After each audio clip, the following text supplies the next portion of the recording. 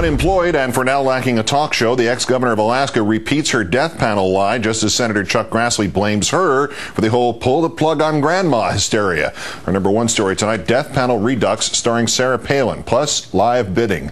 Late this afternoon, Palin defending her original comments on death panels after being invited to testify to the New York State Senate Aging Committee by its chairman, Ruben Diaz. Palin posted this would-be testimony on Facebook. A great deal of attention was given to my use of the phrase death panel in discussing such rationing. Despite repeated attempts by many in the media to dismiss this phrase as a myth, its accuracy has been vindicated. The fact is that any group of government bureaucrats that makes decisions affecting life or death is essentially a death panel. You know, like presidents sending American troops into pointless wars. George Bush had a death panel. Roger that. Meanwhile, fellow Republican Chuck Grassley says don't blame him for the whole pull the plug on grandma panic, blame her. Well, there's another political leader higher up in the hierarchy that used that than I did. And then the Washington Post or some newspaper later on said something about Sarah Palin, you know. Well, Sarah Palin said that presumably before I said it about the death boards, but I never used the word. And yes, it gets better. If you'd like to discuss the death panels with the former governor over, say, a nice glass of Pinot Grigio or Mountain Dew, Palin is also offering a dinner for 5 with her and the former first dude. Those interested in dining with the ex-governor and Todd Palin can bid in an auction benefiting Ride to Recovery, a program that helps wounded soldiers. The opening bid is $25,000. Organizers of the auction say the winner will most likely have to transport themselves to and from Alaska to participate in dinner with the Palins. But as the listing on eBay reminds us, the value is priceless. Joining me now, Alaska radio host, contributor to the Huffington Post, Shannyn Moore. Good evening, Shannyn. Good evening, Keith. I should bid, right? What would happen if I bid? What would happen if I won? Oh, you should. You absolutely should. You could invite David Letterman, Tina Fey, myself, maybe Levi Johnston, and one of two things would happen. Either we could all just not show up, right, which she tends to show up, we would show up, and she would stomp out halfway through dinner. Or we could just not show up and give the money to charity. I'm going to do it. Okay. I mean, there's it's just open and there are no bids. So I mean, I know you're looking at this upside down, but that's the governor's face right there on eBay, and I've already logged in. I just put in a bid for just slightly more than the minimum. I mean, I'm hoping to get it cheap. Let's find out what happens now. Attention to PayPal. No, it's right. Okay, confirm bid and pre-approval required. Oh, I must be pre-approved by the seller. Okay, that idea is out the window. Ask seller a question and ask me added to the pre-approved list. Okay, well, we'll take care of that off the air. That's so you can see what happens when you do live TV. The death panel talk is back meantime. The governor unaware that the death panels that we currently have, insurance not covering a pre-existing condition or non-coverage due to whatever technicality they can dig up, or the incredible expense death panels, these are the functions of the very free market principles she claims to want. Has she not made that giant logical leap from one to the other? Well, I don't think she realizes how expensive the free market has become on the American people by any stretch. But, I think it was April 16th, 2008, she had her own sort of healthcare decision day that she came up with.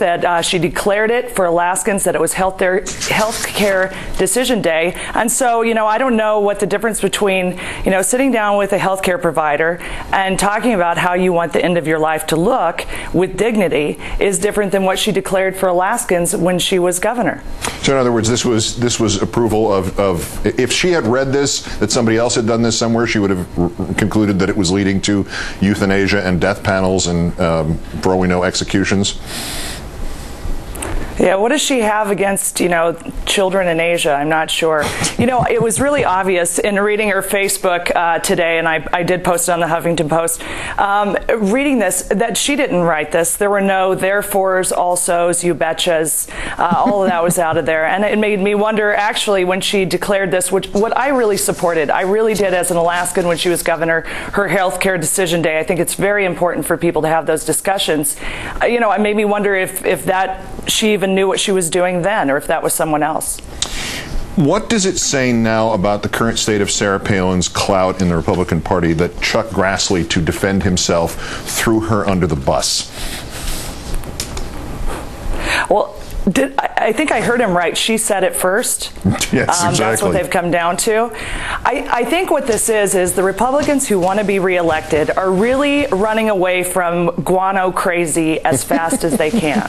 If they want anyone to vote for them, they've got to sort of distance themselves from the death panels and then from just the sort of, the crazies that we've seen in the last week or so that don't want, a black president talking to their children.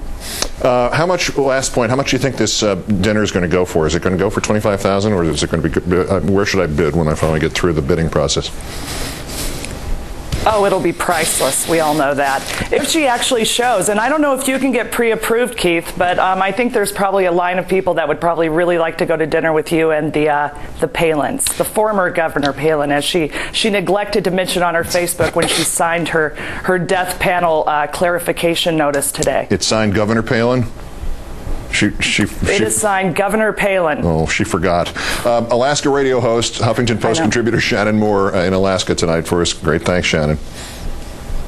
Always a pleasure, Keith. And now to emphasize a point we noted last week. In all the hysteria over White House czars, the right is forgetting that it invented the White House czar. And incidentally, to celebrate her first anniversary on the air, thanks for the shirt. Ladies and gentlemen, here's Rachel Maddow. Good evening, my friend. Congratulations. Thank you very much, Keith. That looks very, very, very nice on you. Do you know how hard I had to fight to make sure it wasn't going to be Yankee pinstripes?